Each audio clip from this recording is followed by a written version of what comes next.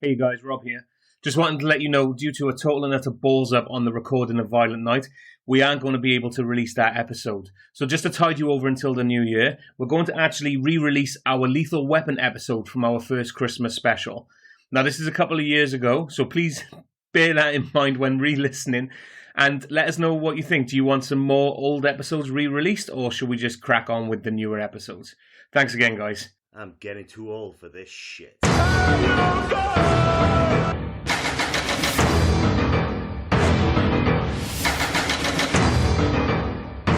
Welcome to the Hey You Guys podcast. We're your hosts, Liam, Wes, and introducing Dave again. This week we covered Lethal Weapon, 1987's Richard Donner Christmas film. I mean, not in the vein of Die Hard. This is definitely set at Christmas, but can it be? It's a loose take on whether or not it's a Christmas film for our Christmas sure if podcast. It is. I mean, I know people, I don't think they hold it in the same kind of regard when we're talking about Christmas films here as Die Hard. But then you watch this film, it opens with a Christmas song, it closes with a Christmas song, the final scene's amongst Christmas lights, they go to Christmas dinner together. I think it's because a lot of the Christmas stuff's actually really front-loaded at the start of the film, and then it almost like forgets to be a Christmas film for about 45 minutes. It's and at Christmas. It is at Christmas, yeah. But, I mean, it's a Shane Black film. So it's almost Christmas by default. Yeah. And it's strange that Die Hard has become this kind of quote-unquote Christmas classic. But I'm not sure if anyone thinks of Lethal Weapon as being a Christmas film, despite the fact that it's got tons and tons of Christmas in it. I mean, do you guys, like, I know we've said it before about the difference between a Christmas film like Home Alone, stuff like that, where you're like, I would only watch that at Christmas. Yeah, it's not about Christmas, but it is set at Christmas. Yeah. There are Christmas themes in it, but the overarching theme of the film is not about Christmas. No. But there's definitely Christmas themes. Did you notice the random Christmas trend they seem to have? Where they had one ornament on a roof. And it was set a couple of times during the film. Like on Murtaugh's house, they've just got one Santa on the roof. And then at the hooker's house, Destiny, no, what was it? The one that blew up. I can't remember her name. Yeah. But the one who had all the time but no one to blow, which I thought was a fantastic line. She had a random snowman on her roof. Just one snowman on the roof. Like, what's this random trait of having one Christmas ornament on your roof? It's a bit of an odd one. But again, I think he just kind of carpet bombs Christmas throughout the film without, again, like you said, without it actually being a Christmas movie. I mean, but he keeps reminding us, like, oh, this is set at Christmas. You know, sometimes I think this might actually have more Christmas in it than Die Hard. Well, the introduction of Riggs, not obviously when you first see him, he's naked in his trailer. But the second time, the introduction of him being crazy, shall I say, is basically when he's among Christmas trees. Yeah, totally. I mean, there's a lot of snow around. 100 grand's worth of snow. Do you know what I mean? Those are great scenes as well at the start. Like, you know, obviously we all know kind of Riggs and Murtaugh now from so many films. We've got to think, you know, we're being introduced to them in 1987. And they do such a don't get me wrong, it goes at 1,000,000 miles per hour, almost to its detriment at the start. But it does such a great job at the start going, well, Murtaugh's the family man. And he's, you know, it's like the Home Alone house. At the start, I'm like, has he got like 72 fucking kids? Yes. It just seems like there's kids everywhere. And it's I think it's so creepy at the beginning of the film that they're all comfortable with just going into the bathroom whilst he's naked in the bath with a birthday cake. Nobody cares, do they? I mean, how good is his beard? It's a great beard. I mean, he looks like a tramp in the bath. Yeah, he does, like they've walked in, they're doing a good thing for someone. Yeah, it's like, well, we're going to clean you up in time for Christmas. We brought him, and we bought this homeless guy a birthday cake. As a man with a shit beard, you know, I think I'm allowed to say that. That's fine. Well, yeah, he definitely does. Like, usually I'm like, oh, why didn't he keep the beard for longer? But as soon as you see it in that scene, like, yeah, he totally looks homeless. You can't, like, was he, like, in the midst of a week off? Like, I can't imagine he was going to work with that beard, because all of a sudden he shaves, he's got the moustache. They do say, don't they, you look better without the beard. So I don't say you look better with the beard. Yeah, no, they say, oh, you shaved your beard, like the guys in the police station. Yeah. It's only because his daughter, as children do, pick a flaw of yours. Like, she turned around and went, oh, your beard's getting grey. First thing he does. It's like, I was getting changed the other day, and I took my top off. And my 2.5-year-old son looked at me and laughed. Like, he pointed and laughed, the little jerk. Do you know what I mean? So you just went and had a shave? Yeah, I went and had a shave. No, he punched him. Oh, yeah. Dude, my kid went out the window. I drop kicked him. Do it. But yeah, they have that scene with Murtaugh straight away, and then they cut straight to Riggs, and so quickly they establish, you know, obviously he's got talent. He's not just a psycho. He takes down these guys, but he is a lunatic. And of course, part of that is the direction, but a massive part of it is Mel Gibson's performance. Oh, definitely. Like, talk about crazy eyes. And of course, there's the whole thing nowadays with crazy Mel and stuff. But obviously there's the scene with the Christmas trees. But the scene that really gets me is the scene in the trailer with his wife, and he's thinking about killing himself. Yeah. And that's when you realise, whatever you might say about Mel Gibson, we will get to him soon, is how he elevates aspects of this film. Like, this isn't just an action film. This is an action film with great actors in it. Like, I think Danny Glover's fantastic in it as well. But Mel Gibson in particular, I think he gives a legitimately top-tier performance. I mean, a lot of it is just kind of crazy staring, which he does expertly. But when he has the gun in his mouth, it really does feel like a scene from a drama rather than an action film. Like, you legitimately believe he might blow his head off in that scene. Like, I believe the grief in, like, without any kind of, like, backstory. You're just like, oh, there's a picture of his ex-wife. You don't need to go down the rabbit hole with it. You just see, oh, he's devastated by it. It's the look of anguish in his face. And the fact, as he says further on down the film as well, I had a bullet specially made. Yeah. So it's not specially made. It's a hollow point, isn't it? Yeah, but he said I have this specially made. So they're not allowed to use hollow point bullets. No, but he said as policemen, because he said I've got a special one made just for that, so it blows the back of my head off. Yeah, but it's because it's hollow point. Yeah. So policemen aren't allowed to use hollow point bullets because if they're shooting at a suspect and they don't hit the suspect, they will absolutely rip through anyone in the background. So he's using this specific type of bullet. And they said, I think I've got it in fact as well as we move on, but that scene, they actually had a blank put in there. So you could feel, like, you could see it then and feel the tension. Yeah. And I mean, as we're recording this now, we're in the post of that Alec Baldwin shooting at the moment. Do you know what I mean? It could have been much worse for Mel Gibson. I mean, we're going to get to it. We might have gone, I mean, we might have gone past the whole Mel Gibson's and anti-Semitist then if he accidentally did something to himself. But, the whole, there's a blank in there now, and you realise gun safety should still be huge. Even in the 80s, it should be. But they put a blank in there ready to go. Yeah, but the thing I would say is Mel Gibson manages to do something really, really amazing in this film. Carry a mullet. Other than that. And he does it really well. He manages to showcase crazy in a film with Gary Busey in it, which I think is pretty special. Yeah, acting, if you out crazy Gary Busey, you're doing a pretty. Because let's face it, Busey isn't mental in this film. I mean, he's pretty crazy. When they're burning his arm and he looks like he's kind of enjoying it, you think that could be Busey. That could be just his normal life. I recently watched. He really outshines him in the facial expressions and the eyes. He's going for crazy. I recently watched Drop Zone again. Okay. And my God, Drop Zone again. Again, yeah. One of Rob's statements. Like Busey just brings the crazy in that. Not as much as. He's become even crazier now in a different way. In real life, he is out of his goddamn mind. Yeah. When you think of Gary Busey now, you think of these massive performances, and he does have that element to him, but it's much more refrained in this. And I don't think it works if Mel Gibson is turning it up to 11 with the crazy, and then on top of that, you've got Gary Busey doing the same thing.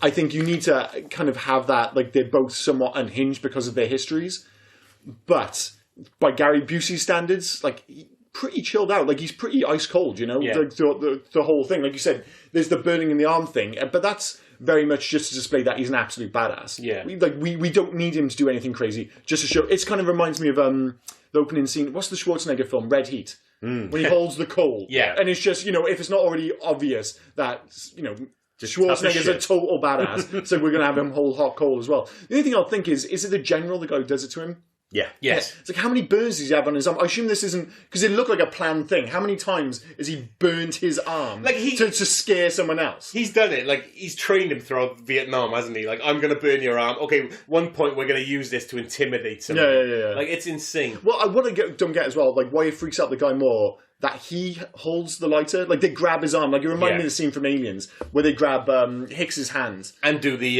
knife thing. But that's dangerous to him. Whereas for them, they're like, oh no, you're just going to hold the lighter. I guess maybe to be close to it and maybe smell the burning. Yeah. But in fairness, if he did that to me, I'd be like, oh, I probably don't want to mess with this guy either. Yeah. Although I've done that to my friend in the kitchen. What, burned his arm? Yeah, basically we watched too many Dirty Sanchez one time, and I held a lighter under my mate Andy's arm, and he now has what looks like a 5-ball tattooed on, Christ. like in scar under his arm, and he has to tell people I did it cooking. Yeah, well, that's the thing, though. Like you said, he's got a scar on his arm. Like, surely he's covered in these goddamn burns. Yeah. It's absolutely bonkers. I will. Sorry, we're 10 minutes into this, and I will say, welcome back, Dave. Thank you. To the podcast. The last one we did was a couple of months ago. We did Total Recall. Yeah. So last week we said that this was your choice, Lethal Weapon. Why did you choose it? Did you choose it because it's an action film and it's the three of us who likes action films? Or is there something... Because you knew we were doing it at Christmas and we said pick a Christmas film. So did you pick this just because it's a Christmas action film? Or? Well, yeah, it's got the Christmas connotations to it, isn't it? But it's a good... Again, it's a fun film to watch. Yeah. It's one of those films that you can just... You don't have to think too hard about it. You know, it guides you through. There's not too many surprises in it. You know, it's a good action film. You know, they're good people. You know, like Mel Gibson is brilliant in it. Danny Glover is brilliant in it. I love Gary Busey just being a bit mental in the background. The plot never makes it. Like, when I was younger, the plot, I was like... Suddenly I was watching this film, I was like, I can't remember what the fucking plot was. It's not so much the plot as well. As I was rewatching it, the plot is insane. But I always thought... It was only watching this... Probably because I just bypass it all the time. But I thought... He kept going on about this guy that had pits in his face dating his daughter Trish. And I always thought that was hinted to be Gary Busey. Okay. But then it didn't. I mean, Gary Busey kidnapped her and then did something to the kid. But does it feel like an episode of a TV show to you? Yeah, like it's just a TV show plot that's extended. I know. For an hour I know you mean. Like minutes. the second film, they sort of brought Riggs into it because they murdered his wife and stuff, and they kind of get linked into it. This one kind of feels that they're just cops and they just sort of stumble upon it and they solve a police sort of crime. There's less drama to it. It's not personal. It's just a story, and I think that's why it's good because it's it's an hour and a half, 2 hours, whatever. You just sort of drift through it, and it keeps you engaged, and it's good fun. There's not too much to it, and I think that's what makes it good. Well, I think the big part of it is the fact that I think they knew the gold there, or what they were trying to. Because obviously, I don't think it's necessarily the first buddy cop movie, but I certainly think it's maybe the best one, and certainly the relationship. And I think that was a big part of the film, was putting the emphasis on that relationship. Yeah. And that is where you have those a somewhat intense start, where it's like, oh, well, Murtaugh's the family man, he's the psycho, but and it develops quite quickly. Though. It develops really super quickly, and they don't spend the whole film hating each other and then love each other at the end. No. They sort of realise that, all right, you are a bit mental, and I am a bit safe, but you're okay, and it's within that first half an hour. Once the guy's jumped off the roof and he's given it the, are you crazy? And he basically tries to kill himself and he sticks his finger in the gun, Once he realises, all right, you're for real, you're just, he's upset because his wife's dead and everything.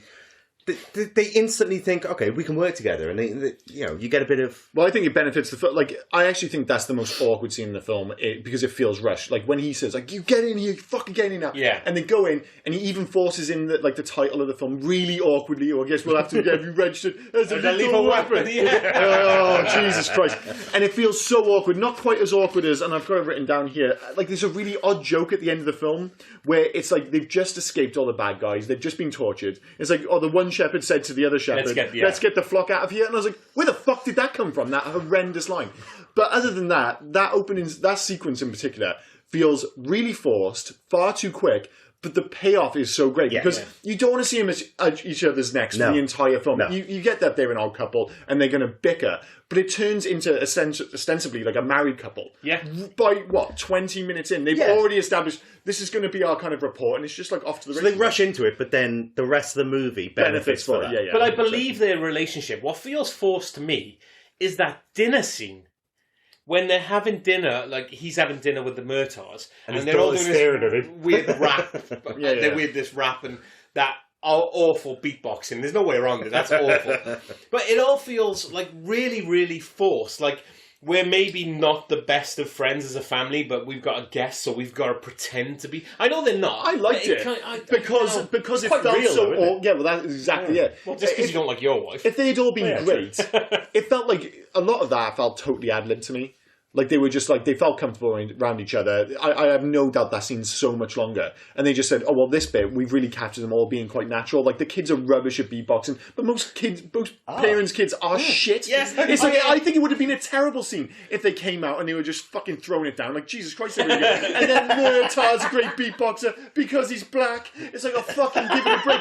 It's like, no, and the thing is, like you mentioned earlier about it feeling like a TV show.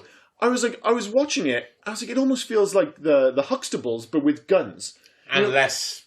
Well, that's the thing. I was like, retrospectively, I was like, could the Murtaughs be the new Huxtables? Because obviously the Huxtables were like America's Family until he really fucked that up, didn't he? Until Bill Cosby was giving people some random. Kids, either way. Please drink this and forget what happens next. Yeah. Some forget me juice or whatever the hell it was. So he's ruined it. But you look back, it's like there's a lot to like about the Murtaughs. They've got a very similar dynamic with the older daughter and stuff like that. So it almost does feel kind of like TV perfect. To me, they almost feel like the Huxtables before it all got a little bit dark. And Will we talk about the TV show later? Yeah, we will. We'll get into Legacy. So don't worry about that. But what I liked as well is like the random, because Riggs has met them once. And then it's the little jokes when they're doing the shooting scene, and I can't remember the whole connotation that goes on. But it's like with your wife's cooking, I'm not surprised. And he says it's remarks like that won't get you invited to Christmas dinner. My luck's changing already. Yeah. Like he's already feeling comfortable around him to slag his wife off. Do you know what I mean? Well, that's what really like my wife's cooking. And he just gets into the car. It's what the whole film hinged on. As you said, like the plot actually isn't all that interesting. And what really is the heart of the film is absolutely the relationship. And it's amazing, as you say, once you get past those first 15, 20 minutes and suddenly they kind of ease into that kind of odd couple back and forth, is just how charming they both are. Yes. They're so good together on screen. And has there been a better buddy cop combination since then? I still think they're like the high watermark. Yeah, surely. definitely. Yeah. And they're both so likable. And I know there's the whole issue now with how you might feel about Mel Gibson in 2021. Personally, like, I can leave it at the door. And I'm not judging other people, because obviously he said some pretty outlandish shit. To me, it was like so many years ago, whatever, he said sorry, and you can make an argument as to whether he actually said sorry or not. But personally, I can separate Mel Gibson from the performance, and I think he's a fantastic actor, and he has such great screen presence, and he's a great director as well. I wouldn't say he's a fantastic actor. I think he's a fantastic actor. He's good. He's a good actor. I think he can do what he can do well, but he can't. He's not a broad actor. Let's say. But he wouldn't go off and do Hamlet and then do. Didn't he actually? He did. Hamlet? He may have done. He did Hamlet. He literally did Hamlet. Yeah, he did Hamlet in an actual film. Yeah. But Alright, well, there's my point. Shit. Step back, Dave. I'm leaving. My name was Dave. Thank you. Right, I was like, is this like a long form joke he's going to do? I don't get where this is going. I love how we just drug him under the bus. Then that was quite funny. But I'm with you. He does really well in this film, but I can take Mel Gibson acting away from the fact that he is a god awful human at the moment. Like at the moment, do you know what I mean? Like, well, the thing is, why does he get the golden pass and no one else does? No, it's not. But who does or who doesn't? Well, no, because there's lots of people who have said things who are never going to work again. Yeah, but that's not what we're saying. We're saying we enjoyed the film that they did previously. Maybe he shouldn't do further films because he should, but Mel Gibson is directing Lethal Weapon 5, and we'll get to more of that in Legacy at the moment. And people have boycotted it. He's also like, I think he's been cast in a John Wick prequel TV miniseries, and people have gone nuts about it because of who he is. And I'm not saying that that's wrong, but if you look at his previous films, you can't dislike them for like Lethal Weapon. I can't dislike. It's each to their own, because what I don't like is other people telling me how to feel. Like I actually cancelled, bizarrely, my Empire subscription recently because there was a post about Lethal Weapon 5 and it was in the title like, oh, this again. And I'm like, no. You can mention the fact that there's an issue with Mel Gibson, but I don't want you to lead me into the article. For a lot of people, and myself included, he might be an absolute arsehole, but I can remove myself, Mel Gibson, from the actor, the director kind of thing. And I'm just a Lethal Weapon fan, and I'm looking forward to Lethal Weapon.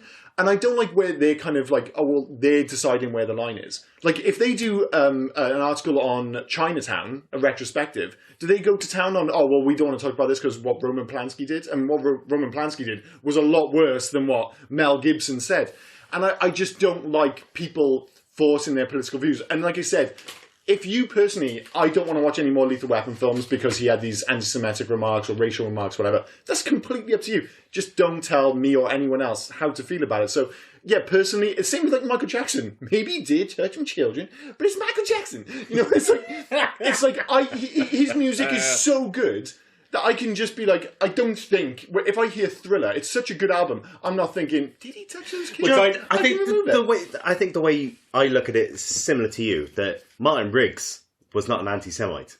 Right? Yeah. So you don't necessarily have to not like Lethal Weapon. Mm-hmm. Okay, so up until he made his comments, all those films to me are safe. Right? You don't have to not like those films because it is him. Mm-hmm. So if you think now that he's made those comments, he shouldn't be allowed to make movies, then that's a different argument again. I don't know, man. Like you said, we don't want to get too much into the but if you've done down a rabbit hole, if you've done something wrong, you shouldn't be allowed to keep doing. Well, I like I said, the whole thing is it's such a kind of grey area in terms of at what point do you forgive someone? You know, is it like if you do something, say something wrong, and you don't know? Obviously, he said that he's in a certain state of mind. I was like, do you just like, oh, you're under the bus and that's it? He's done his times, quote unquote, in Hollywood limbo. And as I said, I'm not saying one way or another. I'm just saying, what am I supposed to say? Oh, that's it. You can't have a career anymore. Yeah, I'm not sure about that. You enjoy his acting, you don't enjoy his acting. That's fine. It's up to you. You don't like his views. You do like his views. That's all on you. But separating the fact that this is 1987, this is totally different, and we're kind of falling down a rabbit hole of Mel Gibson as a god-awful human at the moment. I think it's an important thing though, because if you are doing things that people don't want to hear or don't want to see, then should you be allowed to continue to make high-profile movies, spending big budgets when people are struggling to feed their families and so on? You know, it's not as easy as, it's just something he said. But it's something that goes against social convention. Yeah. And, I don't agree with his views at all. So it's something that, like watching Lethal Weapon... So would you be happy for him to now carry on? No, I've never been happy for him to the films he does now or anything like that. Like, he's doing it. Like, so wait, if he releases Lethal Weapon 5, you're not watching Lethal Weapon 5, but you'll go back and watch Lethal Weapon? Well, no, I will watch Lethal Weapon 5. 100% watch it. Yeah, that's what I mean. Like, we really get caught up into this grey area. And we're falling down a rabbit hole of we're contradicting ourselves as well. We're trying to say that he is a bad man. From what, but also like he's a decent again, actor. We're all saying he's a bad man. I've done nothing. Like, he's done, you hear about these things. He's done bad, and he said bad things and stuff. But when Danny Glover says, "Listen, and this is a black man, and we're talking about someone who's been accused of saying racist things," and he's like, "I know Mel. I've forgiven him. I love that man, and I know he's a good person." It's like, well, who am I? Like, what the fuck do I know for me to say, "Oh no, he's a piece of shit. I can't be." But like I said, what racist things is he being accused of saying? Oh, we won't go through all of them. He's got quite a kind of long list, but. The fact of the matter is, it all comes down to, I guess, whether you're comfortable watching the film or not. And the fact of the matter is, regardless of all these other things, I can separate. Yeah. Now, like, I'm watching Mel Gibson in this, and I'm not thinking about what he may or may not have said or what he definitely said. I'm just like, I'm watching Lethal Weapon. And that's to me, he's a character in the film. Yeah. So it doesn't matter to me whether he's in a film or not. It's because he's so as good a guy, well. He might be a scumbag. But, he's so how many scumbags are there in Hollywood? I think most of them are. Probably, yeah. It's the fact that yours has been actually open to the public where somebody else's hasn't. Yeah. But, all right, let's get back to Lethal Weapon. I was so shocked. I couldn't remember that this was the only one that didn't have a Martin Riggs dislocated shoulder moment. Yeah, it almost feels like something's missing, doesn't it? Yeah, I know this personally. It's like once he did it once, it's like we're going to go back to the well on this. Every goddamn film. Does he do in every other film? It feels like he does in all 4 films. Because in number 2, he does it twice, doesn't he? He does it to prove to win a bet, and then he does it when he's drunk. Just to establish the fact that he can do it. And then in number 3, it's like when he's been attacked or something. He does it, and then he does it in number 4. Like, I can't remember. He the just details pops it out under the water again, isn't it? With what's his name? Jet Li, is it? Jet Li's under the water. Did they both go under the water? Yeah, in number 4, I can't remember. I can't remember if he does that, but I wouldn't be surprised if we're just making up. In my head, I'm like, I was surprised he didn't do it in this film. Because it feels like every other scene, he's just dislocating his shoulder. This film actually, the next film, Lethal Weapon 2, sort of it was a big defining moment in my marriage. That I dislocated my shoulder playing football, and I went to the hospital, and then I phoned my wife to try and pick me up, and she didn't answer. And then my sister picked me up, and then eventually my wife phoned me up, and she was like, "Well, why can't you drive home?" I was like, "Because I fucking dislocated my shoulder." She went, "I've seen it in movies. You just put it back and you can just carry on." I'm like, you fucking cannot. A month. Just bang it back. I had my arm in a sling for a month. My entire shoulder went black. Two things, right, from that. First thing is, I remember seeing you after that, and because you couldn't lift your shoulder for a month, when you finally did, the stench that came from your armpit was my insane. God. She had to follow me into... Well, it wasn't a month after, but it was like a day or two afterwards that we went into the shower, and I'd been playing football, and I said, "You're going to have to help me." And I had to slowly lift my arm up, and I thought she was going to fall on the floor. It was that bad. She had to help me wash my arm. Secondly, don't gloss over the fact you dislocated your shoulder like you're a hero. Tell them how you dislocated your shoulder. Well, I was shielding the ball, walking to the wall, and a man pushed me. Yeah. And I put my arm to stop me from headbutting the wall, and my arm popped out like a chicken drumstick. So basically, he's holding onto the wall, and he fell over, and he's still holding onto the wall, and his arm popped. So it's not like you're a hero. I am exactly the same as Martin Riggs.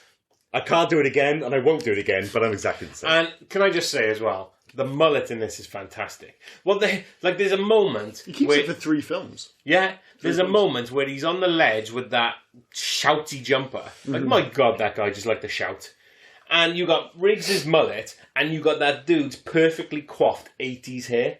Could a hairstyle be any more 80s than those two at the moment? Well, I was actually wondering, is it even the peak, Mel Gibson mullet? Because you can make an argument for Mad Max 3. Beyond Thunderdome is an aggressive mullet in that film. That's a Hollywood mullet. They've gone from Australia. America said, "We need to do something with your hair." They've gone full mullet. The thing is, actually, again, you speak to like how handsome this man was, how great he is on screen, the fact that he pulls it off, and he looks cool in this film. Sending a man crush here. Oh, he loves him. Oh, he's a good-looking, I think there's a reason they have like the butt scene at the start. They're like, okay, we think we know what we're getting. Yeah. So your introduction to both characters, they're naked. Yeah, like, but you don't see. Yeah, you don't see. You see the difference, even though he's a psycho. Yeah, like Murtaugh, Danny Glover. He's a psycho that looks after himself. No, he's a completely sexless character. They're not selling him as being a sexual being. Whereas, like, Riggs wakes up, he's got the fucking hair, he's smoking a cigarette, he walks to his trailer, they give you there's no butt shot of Murtaugh. That's not a fucking accident. They're selling Murtaugh as some sort of kind of Fritzl guy, man, because he's happy for all his family to just come in whilst he's having a bath. It's weird, dude.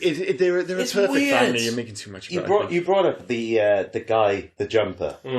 One of the notes I made was he was terrified. I mean, he didn't want to jump. He was up there trying to get seeking attention. Yeah. Did he not see the giant pillow they were blowing up? Oh no!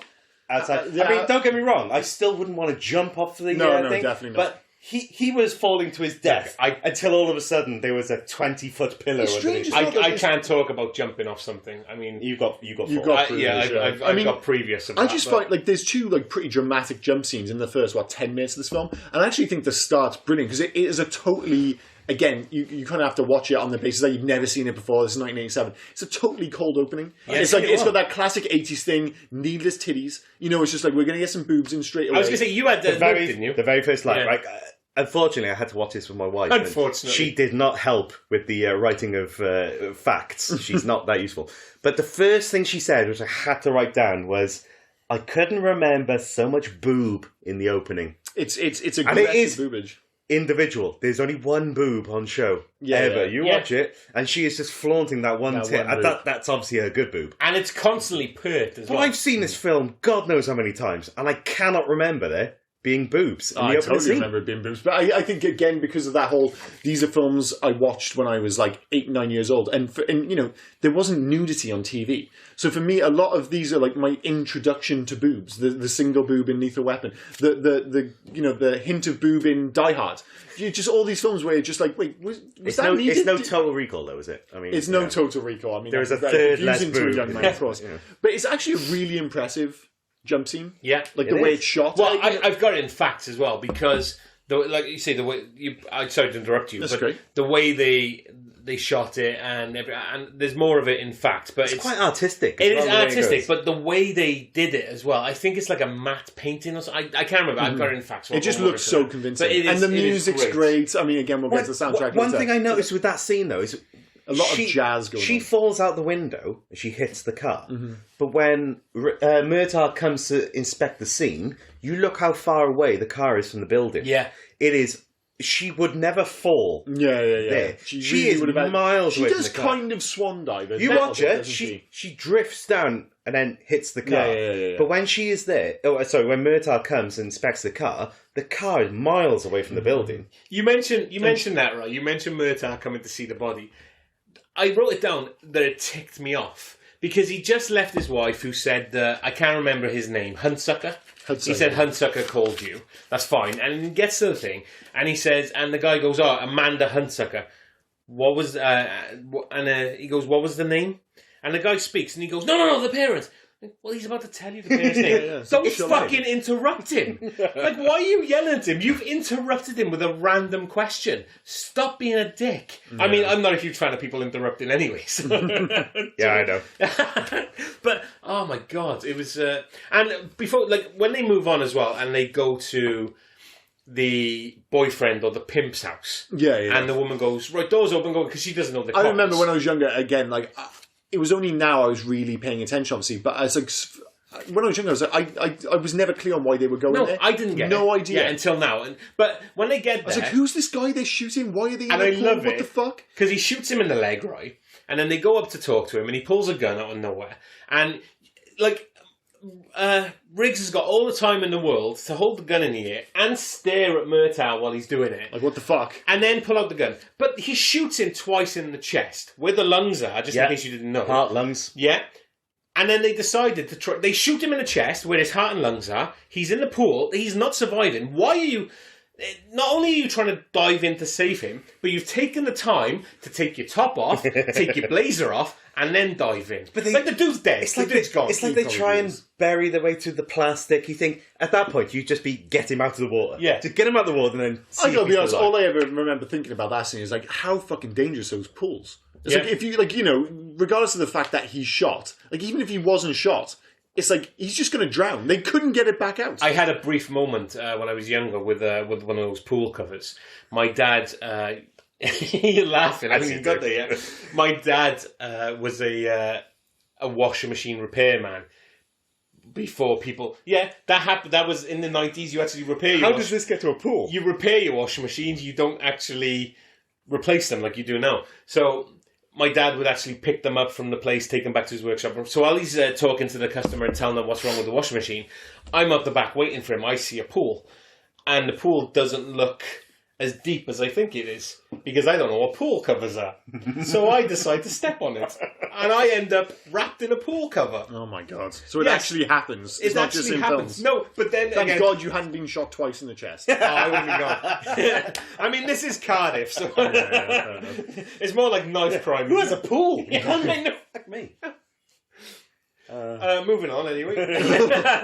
I tell you what. Sorry. A completely random thing before we move on to anything else is the one thing I noticed more than anything else in this film is Danny Glover is the sweatiest man I've ever seen. Not rock sweaty, but he's pretty sweaty. But it makes no sense. You look at everyone around him. Like, Mel Gibson is bone dry. He looks like he's been rolled in baby powder. Yeah. They're in the same room. He always looks Danny fucked. Glover is, like, dripping with fucking sweat. But there is not a scene in that film where he is not dripping in sweat. He is the sweatiest man I've ever seen. He always looks goose. Like later on in the film when they go to see the General and... I just keep calling him Gary Busey. It's Gary Busey. Was he Joshua? Joshua. No, it's Gary Busey. I quite like the fact he's just Joshua. Kind of like Madonna. Well, he's Mr. Joshua, isn't he? Mr. Joshua. And when they show up out in the desert, it's like all he's done is drive there, and he gets out the car, and he looks like he walked there through the fucking desert. Like his lips look all dry again, covered in sweat. I was like, dude, you drove in an air-conditioned car to go pick up your daughter. He does always look absolutely fucked in that film, and the complete opposite, of course, to Mel Gibson, who, like you said, just always looks the part. And again, I mean, I know you guys don't like Tom Cruise. but he might be the best runner this side of Tom Cruise. What made you When think he runs I in, he does? he's With such the a arms great he's running. runner. What made you think I didn't like Tom Cruise? The fact I called him a human stain last week. So good. It's a small stain though, so Yeah. it's fine. But yeah, I mean, when they are trying to kind of like, I guess, go back to the plot and they go and see, is it Tom Atkins who plays Michael Hunsucker? Yeah. Yeah. Like, again, that scene, I feel like there's a lot of jargon going on. And now, obviously, rewatching it for the umpteenth time, I'm like, okay, I'm kind of getting where this plot's going. But it all just still feels completely irrelevant until the helicopter. I was just glad to see, if anything, Tom Atkins in a film. He's one of these weird guys, like, I've seen him in a lot of films recently when I've gone back to it. I saw him in Halloween 3. And I'm not sure if you've seen John Carpenter's The Fog. He's in that as well. Yeah. But he's in those films. He's an absolute shagger. It's really weird because he doesn't look the part, does he? He's got like quite rough skin. I think he was probably about 45, but always looked about 72. But in all these films, the women just falling all over themselves. Is it the father? Yeah. Like you don't get a hint mean- of it in this film. But every other film, I'm literally talking about Halloween 3 and The Fog. But we're talking about the same-ish time. It's just a few years before. If you didn't know as well, it was a Christmas film. It was the fact that he got popped while holding a carton of eggnog. Yeah. How many cans of eggnog were He there? did have a lot of nog. Hundreds and, I mean, it is Christmas. Come on. Like I said, that whole Shane Black thing where it's like every time you're on the verge of forgetting that it's a Christmas film, he just throws in 70,000 tins of eggnog. I was like, is he collecting eggnog? Does he sell eggnog outside of his drug game? It's all very bizarre. And it also has the quietest helicopter of all time. You talk about You them could not see it noticing. coming. I know. You could see it in the Do you know how background. fucking noisy a helicopter is? No one's worried about the fact there's a helicopter coming from the coast. That was Airwolf, wasn't it? It He was. flicked whisper mode on. He just arrived. But I find it strange that he went to Murtaugh and said, you find him and you kill him. And you make sure you find him, make sure you know what's going on and find him.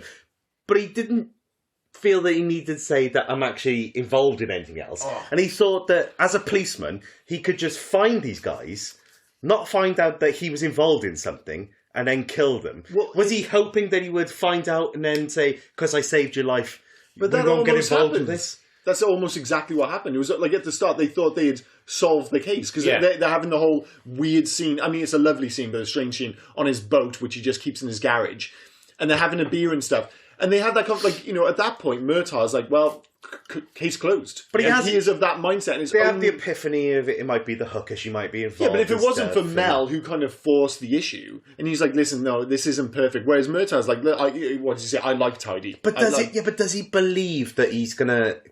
He might find out he's involved in this heroin trafficking. Well, stuff, maybe, but and he's then hoping he that won't he'll worry just about get it. he'll get him to kill the guy. He's obviously not going to talk because he's dead, and then it all just goes away. So I don't think he was thinking too much of that because his daughter's Did he dead. just But want also revenge? His daughter daughter's thing, he just yeah. wanted revenge. You said about when they went to see the hooker. There's two parts of that which made me laugh. The first part is Murtaugh trying to put himself on the same level as the kids. So he's speaking to these kids. He goes, "Do you like the GoBots?"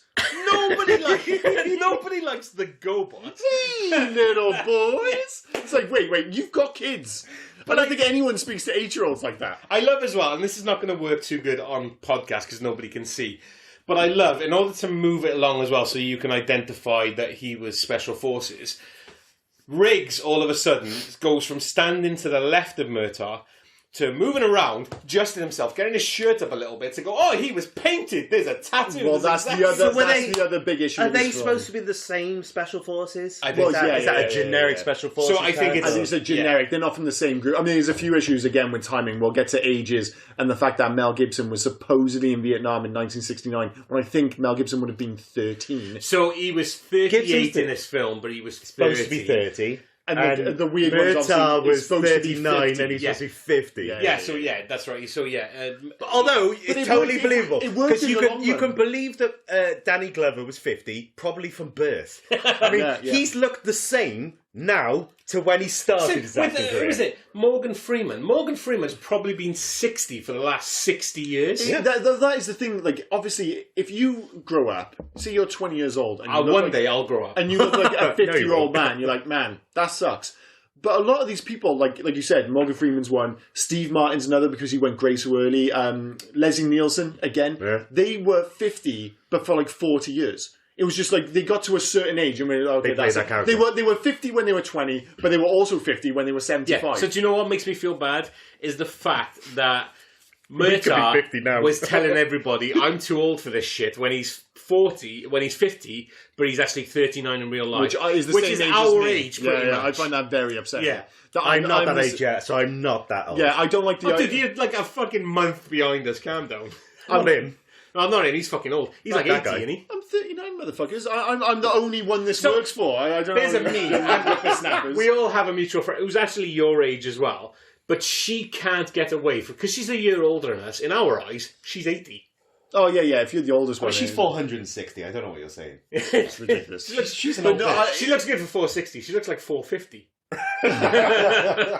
But no, like you say, you totally buy into the idea that...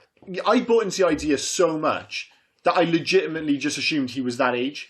Like, I just never thought he was actually 39. So when I kept seeing him in films, I'm like, wait a minute, it's like Lethal Weapon was like 30-something years ago.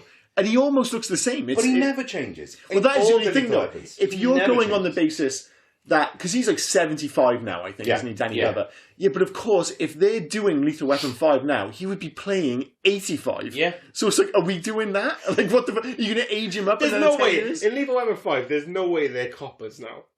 No, It no, cannot no, be, no. not at It that won't be age. that, no. They've They'll got to do- be top brass. So the only No, thing no, that's- they'll be doing like a vigilante thing for sure. Something it'll be an old case. They'll come out of retirement, deal with it because it'll become No one else personal or can. whatever. Have you seen any? Sorry, that delay in my voice was doing the bunny as I realised you can't see that. Have you but seen any Danny Glover films lately? The only thing that's happened with Danny Glover is he's got older. For some reason, his voice has gone quieter. It has Like, gone because he's quite, gotten yeah. older, he's just starting to talk like this and like. You got to know. I don't like it because I need him to be. Yeah. I need him to be able to Riggs, I got you, Riggs. Like he's always shouting, "I'm too old for this shit. Get in here, Riggs." You know, he's got that great black man voice kind of thing, and I don't want to Riggs. Like I don't want to hear that. I don't want to hear Yeah, super like old. Freeman, isn't it? Like Morgan Freeman is a very definite voice. He doesn't. Yeah. Yeah, do- but he doesn't- he's always sound like but he doesn't a wizened whimper. old man. Yeah, but that's the thing. Is it's such a great voice. He hasn't, as he's got older, gone quieter and older. No, 'cause he's always- still got that dominant. He's got voice. that It's gravitas. So Yeah, brilliant. well, he's so good, He's yeah. always sounded like a fucking wizard. You know, it's like that's the brilliant thing about him. Whereas, Can we question Danny Glover's choice of how he keeps his gun? Because I don't think he keeps it all the time. But when he first puts his gun on, the butt of the gun is facing outwards, so he's got to like bend his hand weird to pull it out. It's Yeah. What I find the weird thing about the gun- because it's on his right hand It side. might be as well. crosshand. what He's I, left-handed. Oh yeah. what I found really weird with that was that because obviously there's that you know it does lead to a great scene, the one in the shooting range. Okay, before you go on, I do. Sorry, because you said that. I do love the fact that Go on, I hardly got started. in order to be a great shot, you have to give him time. If you're about to shoot Danny Glover, you've got to give him time to crick his neck yeah, it looks cool. and then pull his gun out. Yeah, So, but that's sorry, the thing, continue. that- yes. Doesn't he do that when he roundhouse kicks as well? Yeah. Or when he Later shoots on. or when he shoots a guy in Lethal Weapon 2. But carry on, sorry, mate. That seems to be like his shtick, though. Is like okay, if he cricks his neck and stuff like that, he's ready. he's a really good shot. But then in that scene, and like I said, I do love that scene because I think it builds on their rapport and stuff. Is Riggs is still a better shot than him? Yeah. It's like obviously they've already established but Riggs he's is better special, than him. Special forces. Yeah, but I isn't he? thought So that he's- was he going can to be show off. it was going to be his one thing. It's like, Riggs is like this superhero, but Murtaugh, you know, he's an absolute deadeye. Now, But then he just Murtaugh's goes on just- to the he's gun the- range and just nails it. He's the old school cop, isn't he? He does what he does it well. So his first loads of shots, they're all good kills, they're all sent en masse, and he's really happy with it. And then Riggs brings his shots back, and they're all in the box. I mean, they're just When absolutely... he makes a smiley face Well, afterwards. no, the first time. Yeah, they're- sent to mass they're all and sent, in the they're head, all yeah. sent to mass, and they're all in the 10-point box. Yeah, So yeah. they're all like amazing shots. So that's why Murtaugh says, "You watch this," and he gives one dead in the eyes. Yeah. But anyone can then hit it dead in the eyes for as far as Murtaugh sent Well, it that's down. it. No, No, but he even- puts it 10 foot in front of him. It's still a good shot, but then it's completely like blown out of the water immediately by But Riggs he's- doing that straight thing when it goes all the way down. But the thing is, Just- though, I mean, he's special forces. He's been trained to be. Yeah, this I Jedi just shot. thought they would give him a thing where it's No. like, I guess never the gonna do only it. thing he really has is like a moral thing. Is like he kind of grounds. I think Riggs. he's the better cop. I think he brings the the grounded, the bit more he kind of analysis connects into the real world, and that's what they do so great in the film. I don't think Riggs is a brilliant cop. He's very fly-by-wire, and he picks things up quickly in the field. But I think, together they balance each other out. And they're not going to give him the shot at the 50-year-old with the 6-shooter, as opposed to the Special Forces guy. I know all the old guys that carry this gun. What I will say, Richard Donner film, Liam, we've said it many times before on Richard Donner films, we have to welcome back, we already said it in Scrooge, Unbelievable. Mary Ellen Trainor. She's back again. She's back again. For another small but impactful scene. Mary Ellen Trainor is the therapist in this film. Yeah. But for some reason, she just pops up in the... She's much better in the other films. She's the Goonies' mother. Yeah. Well, not all the Goonies, but some of the Goonies. She's in Scrooge. She's in Die Hard as one of the... She just pops up, but she's only ever in, 30 seconds of a film. I can't remember it ever being a kind of a leading lady or even being a kind of second lead or any she never gets 10, 15 minutes of screen time. She pops up, she has a relatively impactful scene, and then she goes away. You would probably forget her if it wasn't for the fact that she's in apparently every movie made in the 80s. Yeah. It's a really bizarre thing. But she's brilliant. I don't know if it's the second or the third one, but she's talking to Riggs, and he's got a cock eye, and he smacks himself in the head, and you it's a losing battle. No matter what you say to this guy, he's playing you to a T, and she's trying her hardest to help. It becomes a different thing, though, doesn't it? Because the other films, after this film obviously has elements of comedy to it, but the films definitely kind of lean more and more into the comedy side of things as they go on. And it's weird because I know a lot of people actually think Lethal Weapon 2's the better movie. And I always grew up... You believe that, don't you?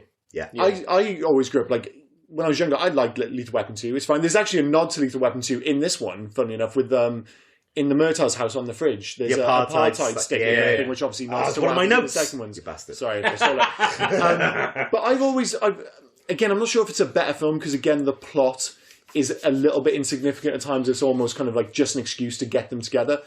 But I've always preferred the first one. And maybe part of that's Gary Busey. I love Mr. Joshua. I love the fight scene at the end. I do like the scene out in the desert. And even, I wouldn't say I like it because it's a torture scene, but I always found those scenes really memorable. I didn't know that if you put salt on a cut, it would hurt like shit until I watched this film. You've got the generic Asian torture man. Endo. Who's in Die Hard. Mr. Nestle Croach, as I call him. Yeah, he's another one. He's clearly supposed to be Japanese because he's called Endo, but he's Chinese. It's funny because you watch Die Hard and he plays that thing, and then he's like, "Oh, sorry, man, I'm really American." So, aside from Mary Ellen Trainor, he's probably popped up in more of the films that we've covered. Because this is, correct me if I'm wrong, mate, this is episode 43? 44, I think. 44. And he's been in Big Trouble in Little China, Die Hard, and now this. I think he's probably been in a few others. So he's probably popped up a lot more. So he's one of the... He's not Mary Ellen Trainor, but... he's one of the Hey You Guys staples. If Mary Ellen Trainor happened to be a Chinese man, then perhaps, Dave, you mentioned notes. And Liam stole one of your notes. All my notes were surrounded, and I'm about to finish the last two parts I had on my notes. They all surrounded the same scene, the hooker blow-up house scene, because the other two things I had on my scene... It was a really impressive blow-up scene. It was. But it's... although it did remind me of the other guys. When they're on the floor, I was like, there's no way you walk away from that. There's no way. I just thought it was surprising there was a plane going overhead as they did the explosion. You think it's like Lonely Island song thing. The cool guys always walk away from an explosion. At the end, then they're both just on the floor. Yeah. But absolutely fine. I like the fact that he doesn't even know his coat's on. He's like, what the fuck are you doing? He's like, your coat's on fire. That's it. Stop hitting me. But that's it. You didn't pick that up, did you? So as he's being attacked on the floor by Murtaugh, he goes, "What are you, a fag?" So he's on fire. Murtaugh's trying to save him. He's like, his first thought is, "Are you gay?" Anti-Semite and fucking sexist. So the other thing I had as well was the typical kid thing. We would have done it as kids as well. I didn't see it. Do it again. Blow the house up again. I didn't see it. I mean, we actually kind of step past that in the moment, but alongside the kind of lightning speed relationship thing where they have to have that showdown so you can get where you want. Again, to get the plot moving, like you said, the scene where they can see, oh no, I saw that tiny little tattoo. It's the same as Yeah. that. Like those kids saw fucking everything. He goes over, Eidetic memory. We're not Yeah. gonna get the specialist in. Oh, he just happens to find the bomb switch. It's like, oh yeah, this has got Mercury switch. Mercury switches. What I love as well, they think this 6-year-old kid is going to draw you a perfect picture. Get him some crayons and some paper. Imagine if he went Busey over looks those. like Santa Claus. Yeah, yeah. What the hell? Just, all he just draws is massive teeth. It's like, oh, it's Busey. Yeah. Oh, it's definitely Busey's at it Busey. again, What's yeah. the other thing they find? Because it's Mercury switches and something else, isn't it? No, Or is it it's just special forces? It was just a Mercury switches? switch and the special tattoo. forces. Yeah. So I wanted to, because whenever I watch this film, I think it was more an ITV thing when we used to watch this on Channel 3. Before Riggs is, and going back to the beginning of the film, before Riggs is in the Christmas tree yard trying to pay $100 for so a good. lot of cocaine.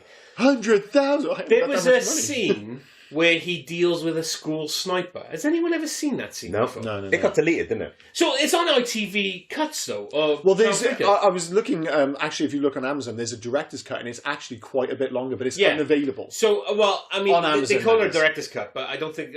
Again, it's in my notes. It's just. I But- think it's just yeah. cutscenes for. So, something but I like have that. seen that. I've seen it because it was on. I've Channel never 3. seen that version. So basically, he rocks up. He's going to the thing, but it's called about a school shooter. So he goes up, and the kid has barricaded himself in the room with his missus who broke up with him, and he's shooting out the window.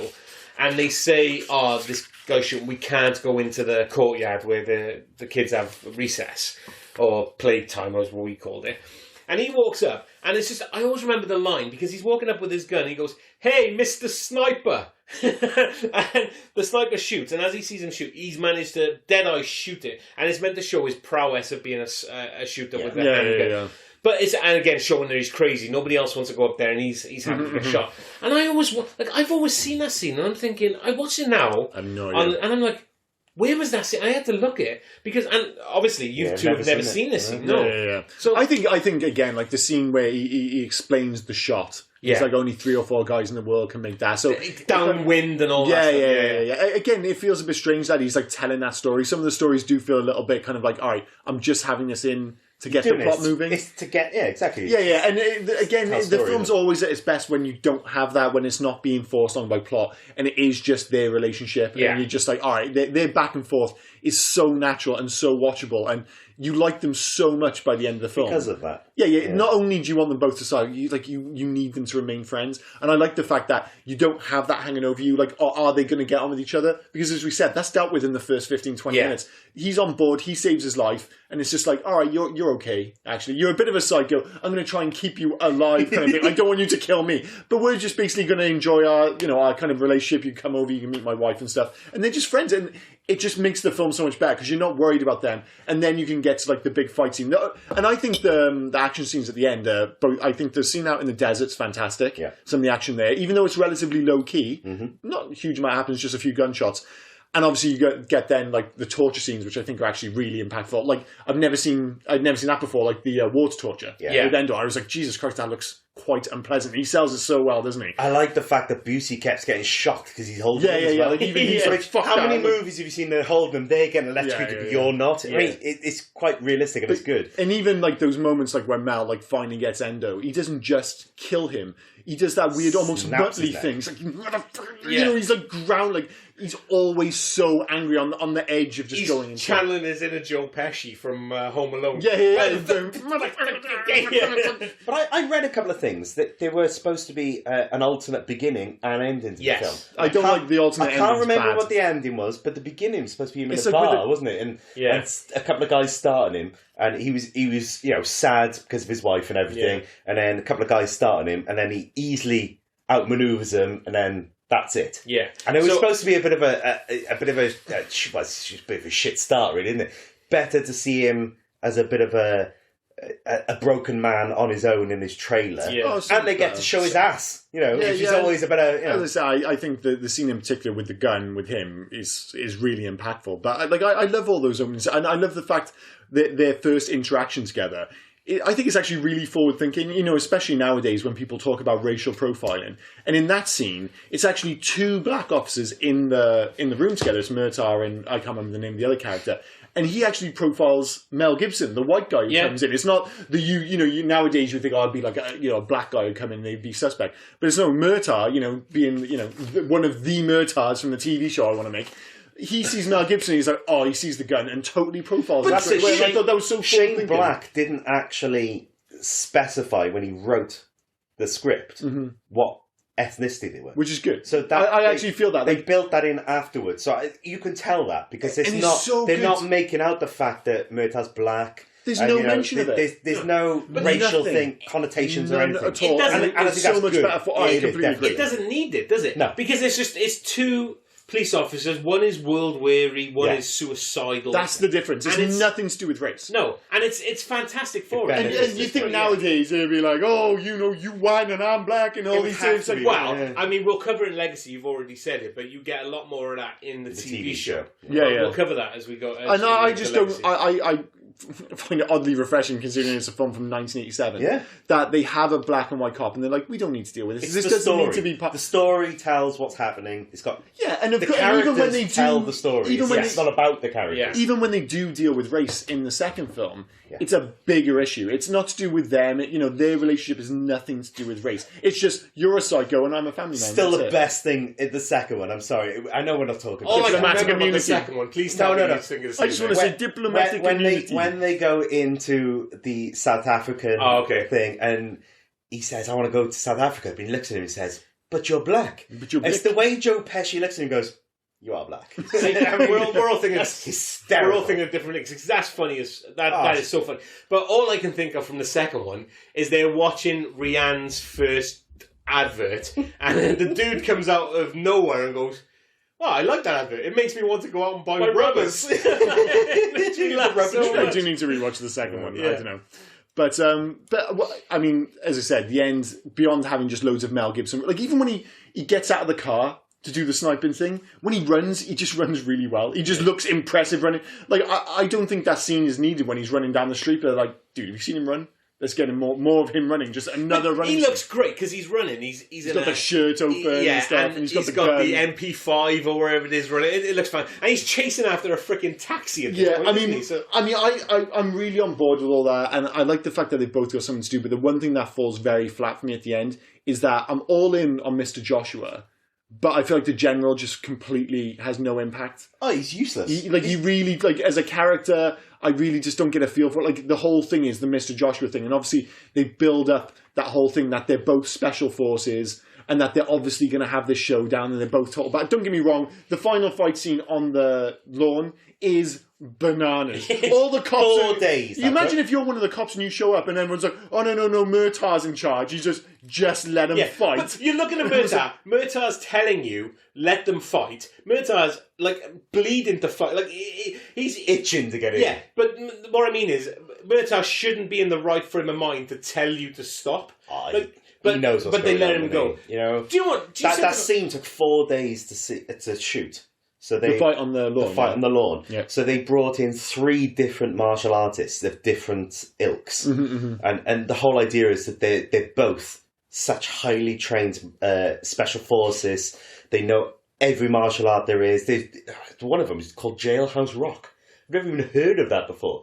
But there's an Elvis Presley song. Yeah. But it's all about being dirty and picking out your opponents when they're down, and it shows the fact that it's so, like you said, it's so impactful that that's what, like a 2-minute scene. Well, I think 4 days of I know shooting. you're new to this, but you're moving into facts. Yeah. Well, the weirdest thing about that scene actually, it definitely happened. It definitely happened. is obviously by that point you're totally on board with Mel Gibson as Riggs being this total badass, and maybe it's more retrospectively. But the fact that Gary Busey is totally believable as a special forces badass, like the fight scene at the end, even he's totally believable. Because Gary Busey, for some reason, all of a sudden, as the years went on, after this film, he lost 4 foot in height and gained it in width. What he said, he looks so different. He looks quite weird. In when fairness, this film was happening, apparently his career was going down. Yeah, because he credits this film as saving his career. Because after this, then it was what I already mentioned: Predator Drop 2. Zone, it was Predator 2, it was Point Break. Yeah, and he's great in those really films. Again, small parts. One on the boat with shit with names. Bit more than on a boat. Hamlet. It was Hamlet. It was definitely Hamlet. Hamlet on a boat. Never mind. Go on. Okay, fair. So you mentioned the general, yeah, right? and he's played by what's his name? Jesus Christ.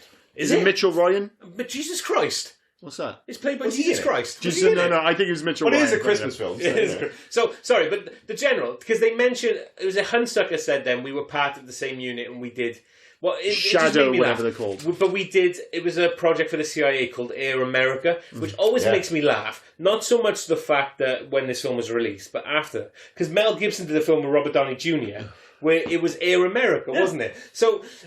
I'm watching it now, and they're trying to say they supplying arms? Air America was serious, and then you watch the film Air America, which was then a TV series starring Lorenzo Lamas, who was Was that attached to the movie? who was the dude from America? Yeah, who was the dude from Gee, Renegades. I didn't even. I watched the film once when I was younger. It's not very good. No, it's not a good yeah, film. No, it's not a good Yeah. film.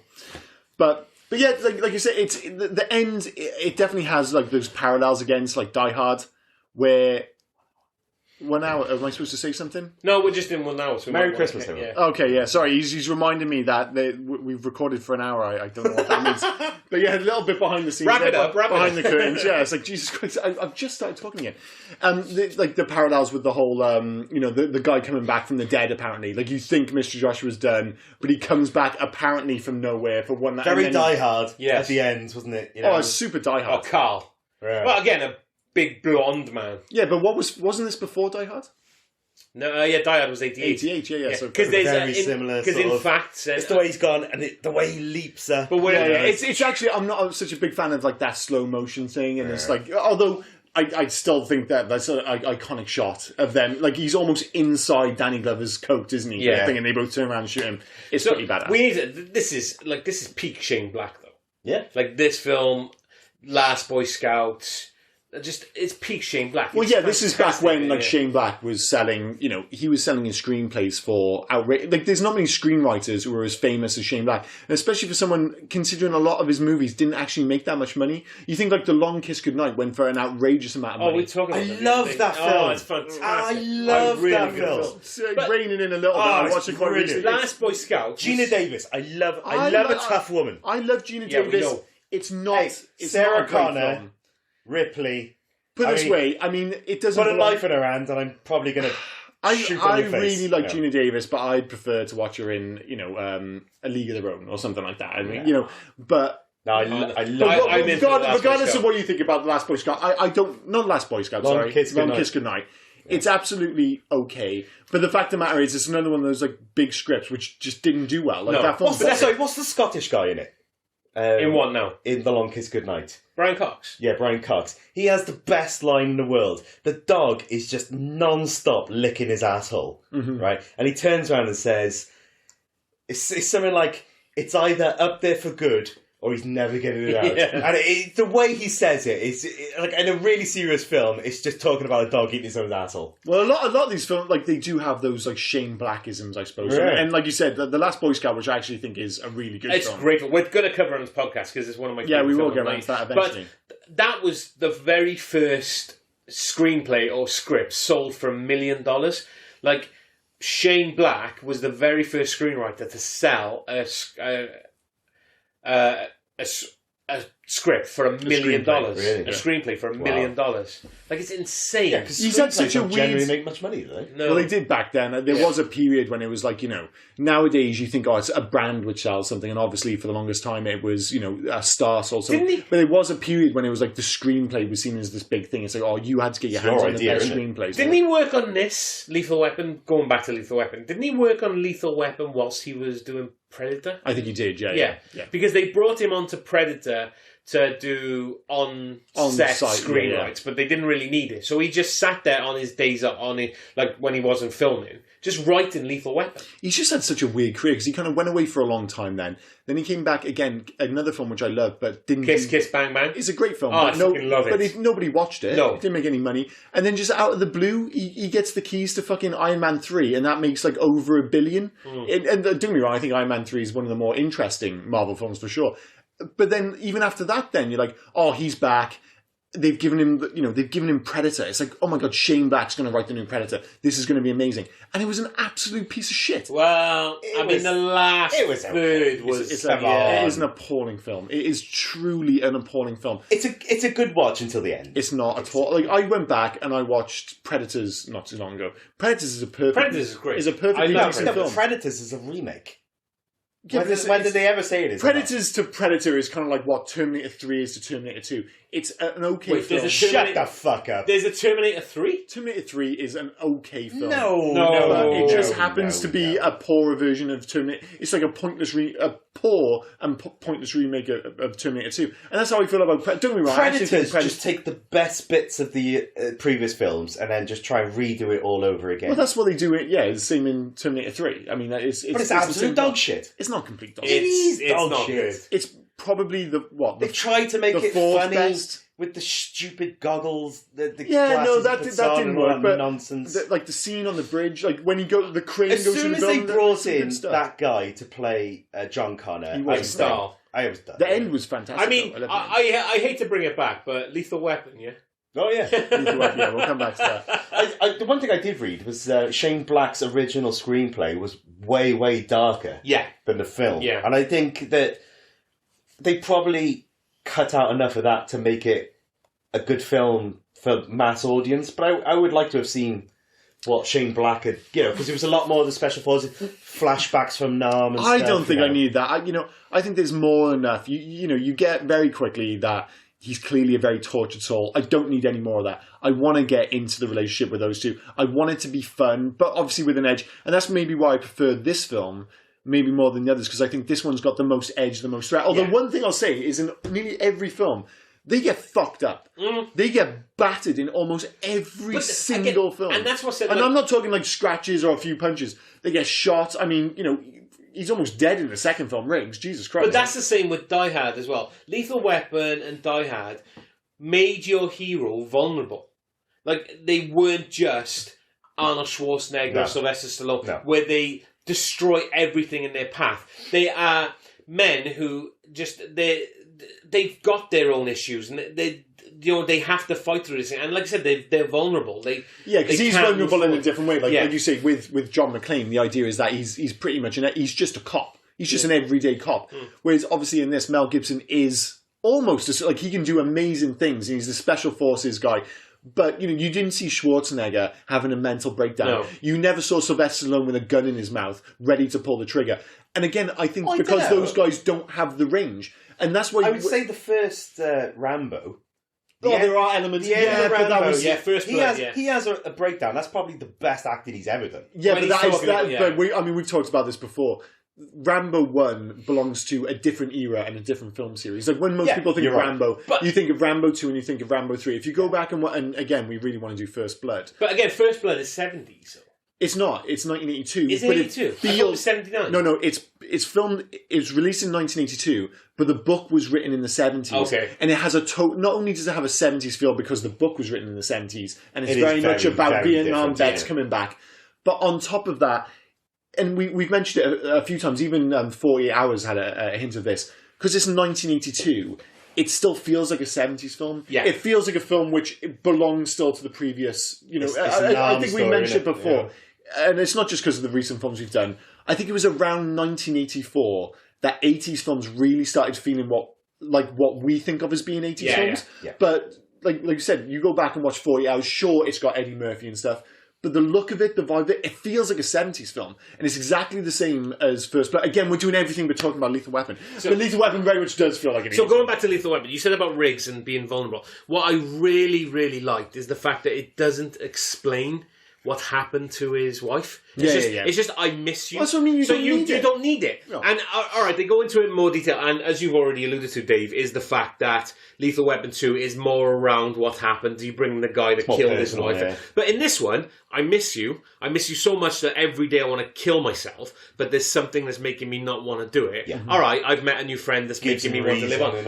Exactly. And you don't need that backstory. And that's what I think Shane Black does well in these kind of things, especially in his early career, is the fact that you can go into depth in something, but there's other things that you don't need to go depth. Just look at that, right? We'll brush on that, but It's we'll move enough forward. to give you the yeah, story exactly, and it moving. moves it forward. That's great. Mel Gibson or Riggs in this one is crazy. He's crazy because he's lost his wife. You don't need to know why he lost his wife. Okay, it's just move on. Let's get to it. And I think that's really good, and I think it's done really well. Yeah, well, it's a thing that keeps popping up in this podcast is you go back to watch a lot of these films in the 80s and you'll notice the vast majority are somewhere between like 90, 100, 115 minutes, 110 minutes, something like that.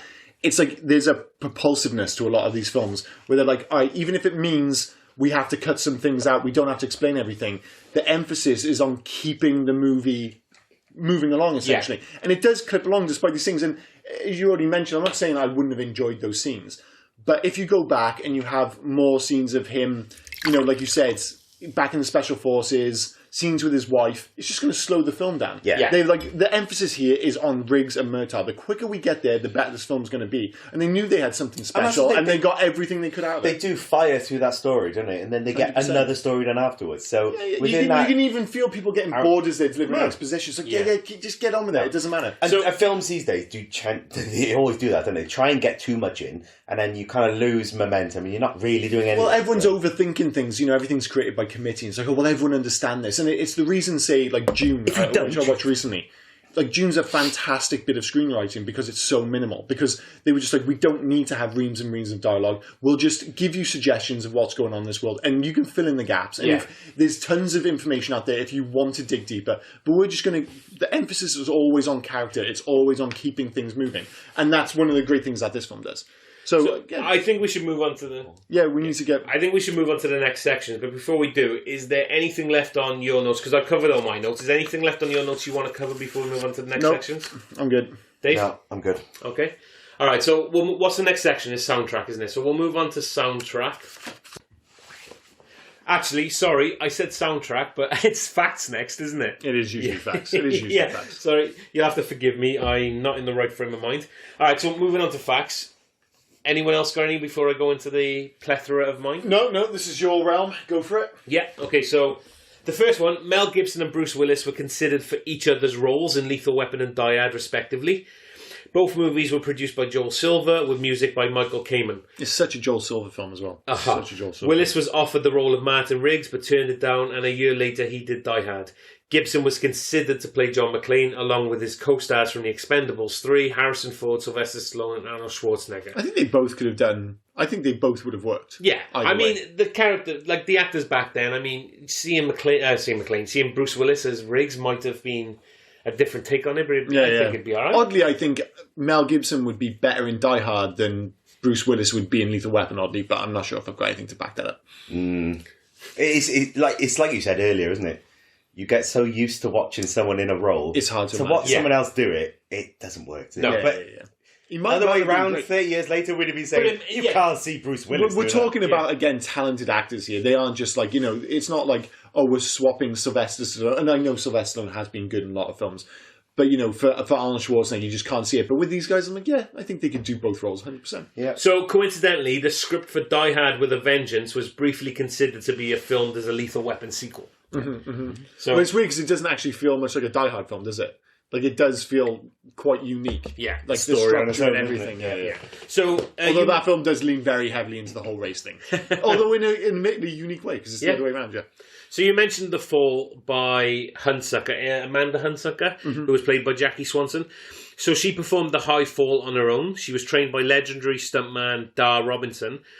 The stunt was done using an airbag covered with a life-size painting of the driveway and cars, which, like a foreground miniature, visually blends into the real scene. Thus, the editor is able to hold the shot until just as she makes contact with the airbag for greater realism. That's awesome. So that's, as you say, because it looked so good. Because he's able to keep it longer, because just before because I love it. They got an airbag and they just covered it with a painting of the floor. I think that's great. Well, in fairness, she does look like she hit an airbag. That's the only thing I'll say is she makes for a very pretty corpse. I'm thinking if she jumped from, what is she, like 30, 40 stories up? Yeah. And she lands on a car, I think it's a little bit messier than the scene we see. Especially considering she's Still wearing just has one boob out. all white as well, yeah. Only the one Only boob. the one. So it's the first movie, and I can't believe we didn't mention this, The first movie to show a modern cell phone. Oh, this is one of mine. It was a portable Radio Shack Model Portable, 17-1003, launched circa 1986. You have to carry the I just separate love that- battery like a backpack. I just love the fact that even then he didn't understand the concept of a mobile phone. Like he takes the call on a bridge and he's talking about Riggs, even though Riggs is still only standing about 2.5 foot from him. I'm like, dude, you realise you could have gone, I don't know, around the fucking corner or done it when you got home. Although in fairness, cell signal back in those days was pretty shit. You know, you got to stand where you got to stand. Yeah, it was definitely my first mobile scene, that's for sure. So, Mel Gibson turned down starring roles in The Fly and The Untouchables in order to do this movie. I couldn't have him in the fly. So, as we've literally just said about being in Die Hard, I'd seen him in The Fly or even seen him in Touchables. Who was he playing the Untouchables? Well, I'm assuming maybe... the lead role? Yeah. Yeah, okay. Kevin Costner's role. Yeah. Because can you imagine him in Sean Connery's role? No, absolutely not. Although he'd probably do a better Irish accent than Sean Connery, so I'll give him Well, he that. would do one. Yeah. I mean, Sean Connery did a fantastic Spanish-Egyptian accent. Oh, yeah, he didn't really we did. already said, Jesus Christ. So, in the scene where Riggs is contemplating suicide, there's an actual bullet blank in the chamber, which Mel Gibson was pointing at his head, thinking that it would allow for a greater sense of portraying the scene realistically and dramatically. We might also be saying Mel Gibson was a great actor before he shot himself in the head during Well, you that can film, imagine didn't even if there's the danger of, you think, if I pull this, is it going to make a bang? It would make you more wary. It'd be easier to act in the scene, almost like you'd kind of like, Jesus Christ, if I actually do pull the trigger. Yeah. I mean, I'm sure a lot of it's down to fantastic acting, but maybe it played his part. So I just said that Jackie Swanson performed the high fall on her own. She was trained by legendary stuntman Dar Robinson. Dar Robinson was killed in a motorcycle accident shortly after principal photography, so director Richard Donner dedicated the film to him. Mm-hmm. So that's a bit somber. Mel Gibson was only 30 when the movie was filmed, although his character Riggs was supposed to be 38. We've already said Well, that. it's just to make it make sense for Vietnam. Yeah. Because as I said, if you were going based on Mel Gibson's age, in 1969, when he had a run-in with Shadow Company, he would have been like 13 years old. Which I know he's a badass, but he's not that fucking badass. Even when operations ended in Vietnam was like 1973 or something, so he would have been like 17. It just doesn't add up. So, one of the original directors considered for this, Leonard Nimoy. Really? Yeah. Leonard Nimoy was one of the choices considered for directing, but he didn't feel comfortable doing action movies, and he was working on Three Men and a Baby at the time. Yeah. Well, yeah, I mean, he is a good director, and he's Three Men and a Baby film. is actually really good film. But yeah, he's Very not different. He's not the most obvious choice, especially if he's like, I don't really do action. Well, maybe don't do a film called Lethal Weapon. Yeah. And wait, is the title ironic? No, it's pretty on the ball, on the nose. Sorry, on the ball. Jesus, So, don't know what I mean. there's great tension between Gary Busey and Mel Gibson, especially at the fight scene and everything. Do you know this one? Maybe. Yeah. So, there's great tension. So how do you create that great tension on set? Mm-hmm. You do that by telling both Gary Busey and Mel Gibson it was the other person who kept eating the last waffle. Whatever it takes. It's pretty low key in fairness, but yeah, if you want to build tension, I'm not sure how long that's going to last. I mean, they both love waffles. Yeah, if they love honestly, waffles, fair enough. I mean, if it was chicken and waffles. Chicken and waffles. Chicken and waffles. It is nice though, isn't it? It sounds like a weird combination. Why are you shaking your head? Do you have like a weird chicken and waffle? Who has a weird chicken and waffle story and they come from Cardiff? Bizarre. The prop Beretta 92F Mel Gibson uses in this film is the same prop gun that would be used by Bruce Willis in Die Hard. The gun has since been retired.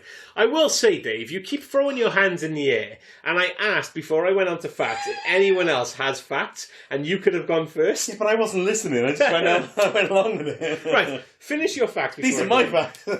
Any more facts for you, Dave? I've got an interesting fact. The Heckler & Koch PSG rifle that Riggs used in the desert, there were only 2 of these because this was a brand new concept weapon made by Heckler & Koch, and they were both 10 grand each. But when they did the scene, they couldn't get the tripod that fitted the gun in time, so the stunt department welded on a 3-point tripod, and they then had to buy the 10 grand gun at the end of it because they'd ruined it, so they couldn't put it back in the showroom. Oh, so it was a rental. It was a but rental. Then they went and just kind of welded. So they welded another tripod onto it because they couldn't get the real one. So you can't get a refund. Why not? Well, So you welded something to it, you idiot. That cost them 10 grand. You've done my other one. You've done The Ages. Was that needed? A 10 grand gun? Like, they don't show it all. You know, we talked, like, obviously we did the Wraith not too long ago. And the Wraith is the thing in the car. Like, you need that supercar, regardless of how much it costs. It's such a big part of the film. I don't think anyone, other than Dave, because he's a lunatic, was looking at that and going, oh, that's a really nice sniper rifle, bro. That's a really nice sniper rifle. I just feel like it just could have been a bog standard What they off the decided shelf. was they wanted the most up-to-date weapons in the film to make it a spectacle. So that's why they brought it in. So this PSG rifle, there were 2 in the world, and they ruined it by welding something onto it. So it's where my head is. You keep saying PSG, and I just keep thinking of Paris Yes, Saint-Germain. that's right. Yeah. Even I got that reference. Yeah, Jesus Christ, well, that's where we are. So not really a fact, but something I noticed was when they flipped the general's car, if you look closely, you can see 2 cutouts on the bottom of the where they actually flipped the car. Oh, yeah. So they had to basically 2 cannons underneath it where they flipped it up. Oh, yeah. And there's just 2 massive holes in the bottom of the car where you can see where they've done that. And this isn't really a fact, but it is a fact that Gary Busey is generally the most bullshit, crazy person I've ever seen in any movie ever. Maybe not in this film. He's definitely not in this Gary film. Busey's just fucking nuts, so that's a fact. He is nuts, but it is interesting that, like, this was my introduction to the world of Gary Busey, and it was super low key. You think, he's probably a pretty level-headed. He's guy. actually more crazy in real life than he is in film. 100%. I've seen those Facebook Just clips. follow him around. But there's a documentary about him as well. He's insane. But he even looks insane where he does the biopic of died in a plane crash with Richie Valens, Buddy Holly. Yeah, Buddy Holly, Yeah, and he looks insane in that. I let you go on with facts because I was saying about you going in, but that was I have no facts. My last actual fact was dislocated shoulder in the rest of the films, and we've already done that. All right, so we can move on to the next section. So is that soundtrack next? Well, I've already said soundtrack, so let's move on. Let's do soundtrack. Well, I actually think the soundtrack to this film is really good, and it's. Sorry, you're about to cut. Yeah, sorry. I've never noticed before until this one that it says soundtrack performed by Eric Clapton. Yeah, I never noticed. It is literally never noticed that either. No. It couldn't be any more Clapton if it tried. The guitar licks. Yeah. Well, that's what I think. Typical early 90s, late 80s Clapton with a little bit of sax in the back. Slightly jazzy. Well, that's where I think David Sanborn, because it's Michael Kamen, David Sanborn, and I think Sanborn is the sax man. And there is a lot of sax in this. But when I do think of this film, I always think of that Eric Clapton guitar riff, like... It couldn't be any more It's just the Riggs tune, isn't it, basically? And it keeps coming up all the way through. But as I'm watching, I'm like, man, there's a lot of saxophone in this film. There's a lot of... It's got a really unique score, but it totally works and gives it a somewhat unique vibe, I think. Nearly had a saxophonist at my wedding, didn't I? Like, randomly. Like, the DJ came with a saxophonist. The only acceptable saxophonist is the one from Lost Boys. That's the only one. If the guy at my wedding didn't come in, oiled up, going, I still believe! I would have to do that, like the chain and everything. But no, I think it does have a somewhat unique tone. And a big part of that does bizarrely come from Eric Clapton. Because like you said, I'm the exact same as you guys. I had no idea Eric Clapton worked on the score for this film. I'm a huge Cream fan as well. I've listened to him for donkey's years. I never put 2 and 2 together. But we were looking through the names coming up and Clapton came up. And as soon as I knew, you're like, how have I never noticed that? Yeah, because the first thing, like you say Clapton, and then you hear the...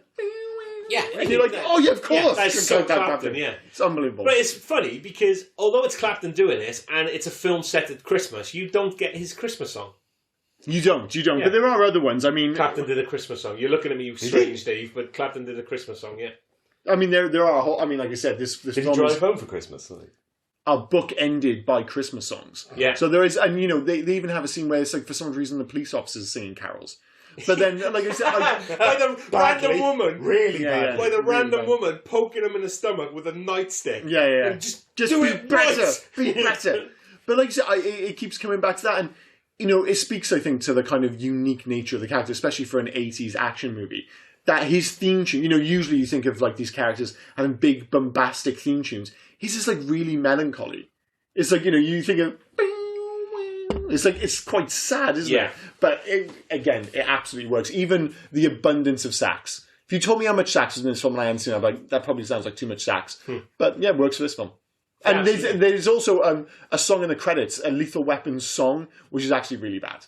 But that's pretty par for the course for these kind of films. But that's pretty much it for the soundtrack. So the next one's usually... We kind of bypassed Love and Hate. Are we going to carry on with that one? Or are we going to we can do it quick. I mean, just if I read mine out super quick. I mean, I love Riggs and Murtaugh. They're absolutely the heart and soul. So are they 1 and 2, or are they? No, they're just together. Okay, there's just one thing, Riggs and Murtaugh. Okay. We've already mentioned it. The hair. Absolutely love the hair. Oh, yeah. Love the hair. And literally just talking about the score, I actually think it brings a huge amount to this film and again gives it a kind of unique edge amongst, other 80s action films. Because as good as even Die Hard is, it's a pretty standard score. Yeah. This one stands apart from all the others as being something totally unique. In terms of hate, plot is in its rubbish. General is in he's rubbish. And we mentioned it briefly at the start. I hate the fact that I even have to think about the whole Mel Gibson thing. I'm just sad that he was an asshole because I love him on screen. I think he's an absolutely fantastic director. I don't want to have to think about him being like a racist anti-Semite. So yeah, that's my other issue. But so go for it. I love where Gibson lives, where Riggs lives, just away from the beach. Just his dog crosses the road. It's so like idyllic. It's lovely. Idyllic. I do not think that word means what you think it means. Supposedly. Yeah. But anyway, it's lovely. I like where he lives.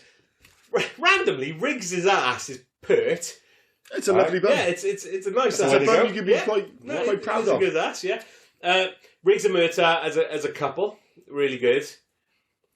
I can't really pick 5 with this one. I mean... We're supposed to pick 3. It's 5 usually. 5 love and 5 hate. No, You're the one who came up with this. Listen to the previous episodes. 100% it's 3 I love, 3 I hate. Oh, I don't like it when Mum and Dad fight. It is, I'm like, how many are you going to fucking name? It's always 3, dude. Listen to previous episodes, it's 5. I guarantee it's 3. Okay. I'll guarantee. All right, let's compromise. Go for 4. Well, he's already got 4, so there's one a day there then, I suppose. I hate the fact that they're all in the bathroom with Murtaugh. I think it's creepy. Like, it's a lot, yeah. I like to think of them as being a happy family, but yeah, if you want to put a dark twist on it, sure. Put a lock on the door, it's fine. The general, I think he's pointless. Yep. Absolutely pointless. And I'm with you, the plot. Like, the plot is a standard made-for-TV film that doesn't need to... Like, it carries no weight to the film. It really doesn't. It just gets him from A to B, that's about it. Dave, we put you on the spot here, so you don't have to say anything if you don't want to. You definitely don't have to say 5 things. To be honest, I think you've covered most of them. I'm playing an episode after this. I love the buddy thing. The two of them together are brilliant. I love Riggs' dog. I think not so much in this film. He's again, a lovely dog. I'm thinking of the series. The bond he has with his dog is brilliant.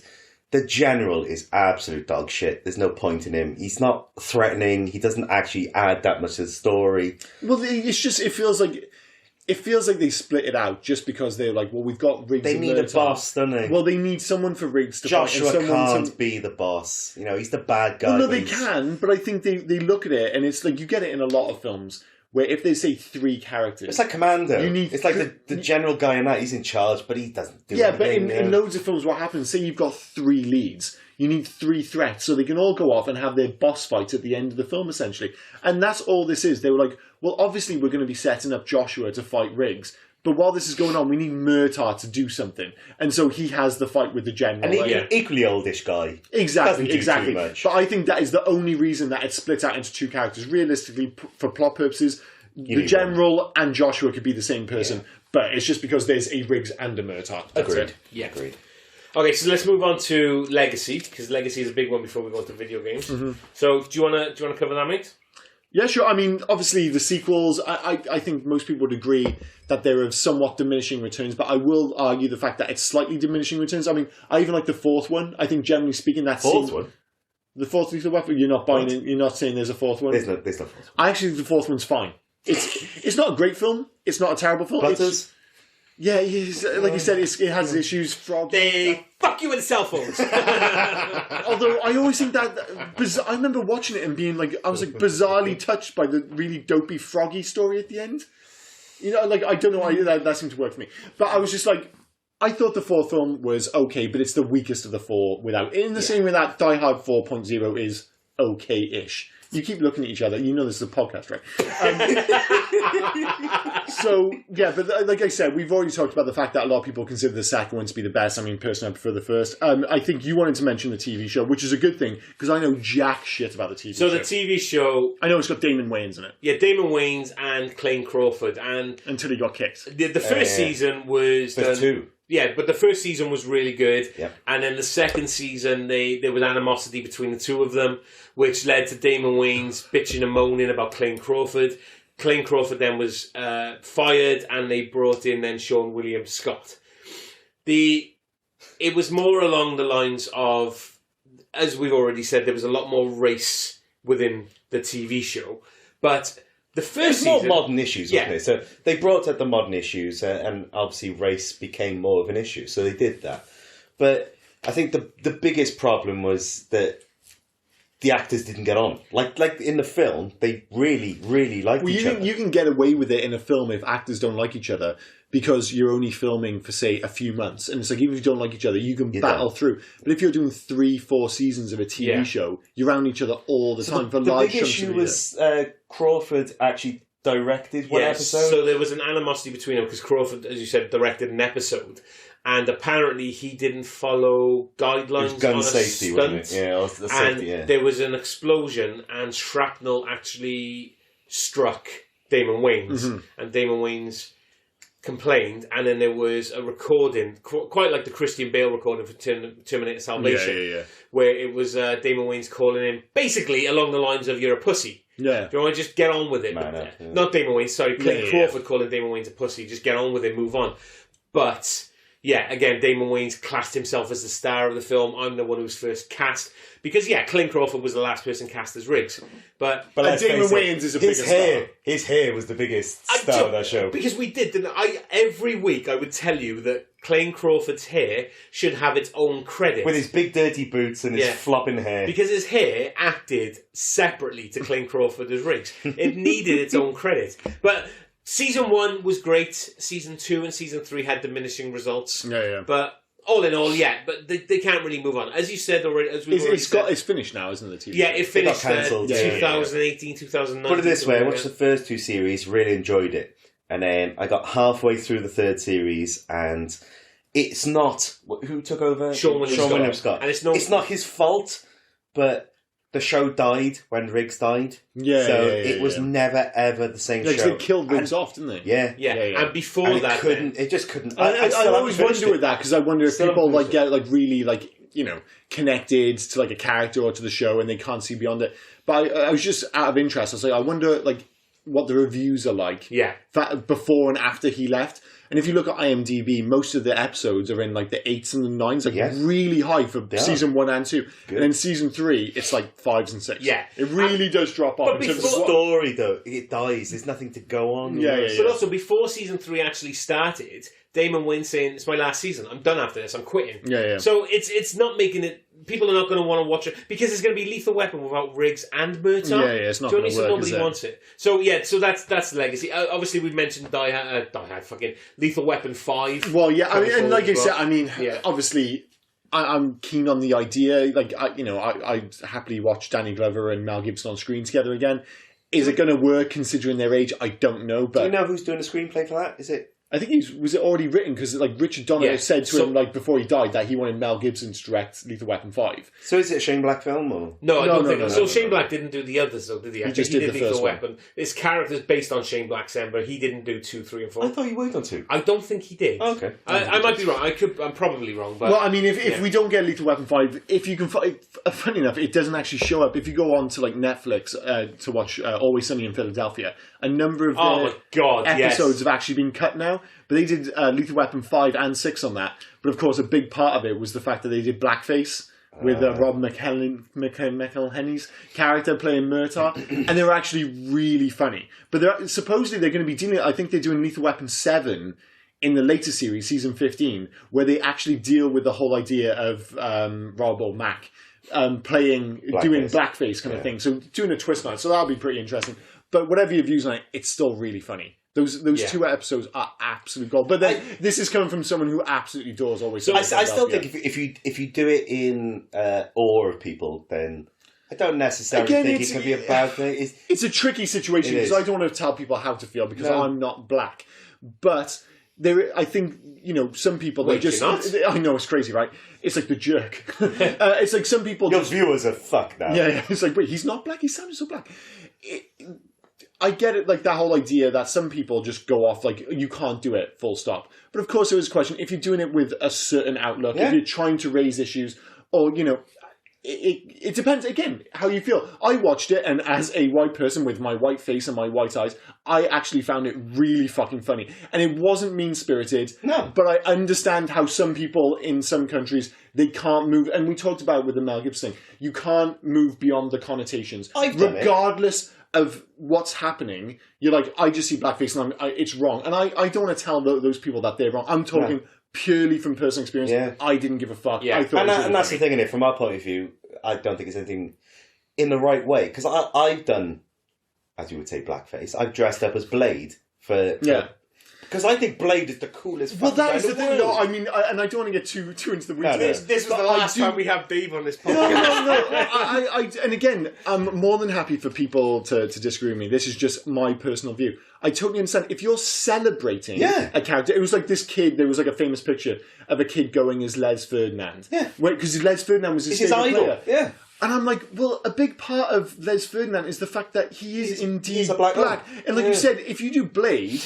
But you do Blade with your white face. You're not Blade. You're not Blade. Because Blade is black. You're Neo, basically. It's just... Because it's the same costume. It's one of those things. So yeah, I don't go too far down the rabbit hole on that, but I understand that approach. That if you're coming at, from your perspective, it's like, well, yeah, I'm celebrating a character that I love. I don't see the issue with it. No. But again, not everybody feels the same way. Not necessarily the right media fine. to go into this conversation. But it's too late. We've already done it. So moving on to video games. Well, Ocean Software and Eurocom made a game in 92/93, depending on when it was released, for the Game Boy, NES, Super NES. And it was called Lethal Weapon, but it was very much based and released alongside Lethal Weapon 3 to the point where it's got the Lethal Weapon 3 poster art, only sans Joe Pesci. It's just those two back to back, but without Joe Pesci's little head knocking on the top. And I've always been a bit suspect about Joe Pesci's character in the film, but hey, whatever. In terms of... Comic relief. It's strange almost that there haven't been more, video games based on the series. But I think we've used this as an example before, but it's just because it's a game I love so much. If I was going to make a game based on Lethal Weapon nowadays, I would absolutely go the Sleeping Dogs route again. Because I'm like, instead of having it in Hong Kong, you have it in LA. You could be both Riggs and Murtaugh. They have different skills, although I'm not quite sure if that works because Riggs has all the skills and Murtaugh's just a bit shit. Or maybe you just do a level where you're just totally underpowered. He's a computer companion, isn't he? Yeah, he gets you along. And have it like an open world game, but have the emphasis on combat and stuff. Because again, I think I mentioned on previous podcasts, for all that Grand Theft Auto does well, the actual gameplay isn't all that fantastic. There's not enough story in this for me to be a game. If you go and play... You like mine, man. If you go and play Sleeping Dogs, I'm not sure if you guys have ever played it before. Yeah, I played Sleeping Dogs. It's really good, The combat is absolutely fantastic, and I actually think in many respects it's a better written film, because I think the comedy in Grand Theft Auto games is often quite terrible. So, as you said, it's one of those open world, you can have story, there will be a narrative, but at the same time, the emphasis on the action. So that's what I go for. Anyway. So I'd go down the Streets of Rage route. You've already said... Murtaugh in Streets of Rage. No, you've already said Murtaugh's shit. I'm too old for this shit. Well, that's it. Murtaugh's a bit shit. So Murtaugh's the one that gets kidnapped. Mm-hmm. So you're Riggs. Oh, instead the girl kind of thing. Yeah, so you're Riggs, who's got to go through it then. Suddenly you're looking at a white saviour kind of scenario. I don't know. It's like we've already had blackface over here. I'm not sure we now need a white saviour. What's the final solution, do we need this going on? Oh my god. Sorry, that took a bit of a turn. It's not a final solution. Jesus Christ. So, we'll stick with Liam's, because he's got shut mine now. Okay, so that's this was the last podcast. Nice to see you all. So before we can, we have to run it later. Let's rate this thing. This is derailed like fuck, by the way. I mean, rating wise, it's I could easily give this a 5-star because of the relationship. 4.5. Yeah, it could be 4.5. I'm going to go with 4 stars because again, the plot's not amazing, but it almost doesn't matter because Riggs and Murtaugh are just so fantastic in it. And like I say, I like Joshua, and that allows you to forgive the fact that the general's useless. But because of those reasons, I don't think I can give it a 5-star. Would I recommend it? I have done, and I will continue to do so because it totally stands up. It's still a great film. Yeah. And I will stand by the fact that I think it's a legitimate Christmas film. I know people don't consider it in the same way as Die Hard. There's no real reason that it shouldn't be. So yeah, watch it at Christmas. Watch it in March. Who gives a fuck? Just watch Lethal Weapon. So I would recommend it to others as well. As you've said, it's a great film. You can watch it whenever you want. It's one of the action films. If you're saying top 5 action films or anything like that, it's one that you would recommend. But I'd give it a 3. Oh, fuck off. Yeah. A 3? Yeah. So I don't think it's up there with Die Hard, but that's my personal No, but preference. Die Hard's a 5-star masterpiece. But no, absolutely. But like the plot doesn't carry it along. But what saves it, as you've already said, is between Riggs and Murtaugh, is their relationship. So it's a great film, but it's a 3 for me. So Controversial. Dave? Almost as controversial as Dave's blackface. Or the fact Dave is about to say... I don't want to look like I'm just sticking to Wes all the time, but... Sticking to Wes. I'll be honest with you. I'm more. It probably goes 3.5. All right, probably in the middle. I think He's really trying to upset me. 3.5. I agree. Just say 3 for God's sake. I love the film, right, and it's a great watch, but it's not in my top 10, to be honest, of films that I would watch. And like you said, tough fucking crowd that is. It's not in my top 10 films. 3 stars. 11th on the list. 3.5. Yeah, anything. 3.5. So I'm in the middle. I agree with you. I think like you said, as a buddy cop film, there's nothing else like it. Where's the template? It is great. 100% is the template. Because as a story, there's not huge amounts to it, and it's quite generic, and it's not a bad film, and I would 100% recommend it to anyone to watch it. But it's not the type of film people are going to watch over and over and over again. This is probably like a 5 or 6 time I've watched it, and I still love it, and I do enjoy it. But I just think it's lacking in points, so 3.5 for me. 3.5? No, totally fair enough. Each their own. And as I said, no one's saying it's a bad film. No, not at all. Just to be clear, and it is tricky sometimes. We're trying not to rate this based on nostalgia. Yeah. What I think about this film, because obviously I've grown up with this film, and as I said at the start, where it's like this part of me which just wants to say 5-star, because unlike you, I have watched this film so many times, and it was one of my favourite action films growing up. But revisiting it and watching it with fresh eyes, I'm like, I still think it's a 4-star film. Very well made. It does have its faults, but everything is kind of that relationship totally papers over the cracks, and not just the relationship, their performances. But very good. Like, I know I reacted like, "Oh, go fuck yourself." Jokes aside, I totally understand someone saying in this day and age you go and watch it. It's like, yeah, it's a 3-star. It's an enjoyable disagree film. to you. I think the second film is better. I think there's just more. Well, to you're it. not on your own on that at all. I do believe as well that the second film is probably better. I've got a and I like the third film as well. There's again. I think that's a bit more of its time, and it's a bit more kind of pandering to crowds as opposed to this one, which is a film set. It's going to do what it's going to do. Well, the third film in particular is when it started to feel a bit more, not like a family film, but it definitely it leaned more into the comedy. Yeah, it was starting to get into the PG-13-ish. Yeah. To be fair, though, as we've gone through these podcasts, if we started rating them the same all the way through, this would be a boring podcast. The fact that we have 100%. different opinions, I think, is what serves. But I think we all agree it's a great film. Yeah. It lacks in certain areas. Yeah. And of the 3 of them, I think it's good the fact that we all enjoy different ones, different amounts, Yeah, and the thing is, a 3-star review is always a bit of a weirdo, 3.5, whatever. It's always like, you can have a really disappointing 3-star film because you can expect so much, but as we've said so many times, you can watch a film and be like, oh, it's got its faults, but it was still really fun watching it. Yeah. It's just a 3-star film, but that's absolutely fine. Or realistically, a 4-star film. I would go with me. But no, as always, send your votes in, fans. Yes, let's see where everyone agrees. Not with Liam. I don't think me giving Lethal Weapon 4 stars is particularly controversial. No, not at all. I mean, like you said, each to their own on this, and 3, 4, 3.5 is. Yeah, it's not like it's Crime not a million We're not miles going away. 2 versus 5 or any of that. So there you have it, guys. That was Lethal Weapon. We hope you enjoyed that look back at one of our very first Christmas episodes. Please join us again in the new year with Liam's first choice, which will be Battle Royale. Thanks, guys. See you in the new year.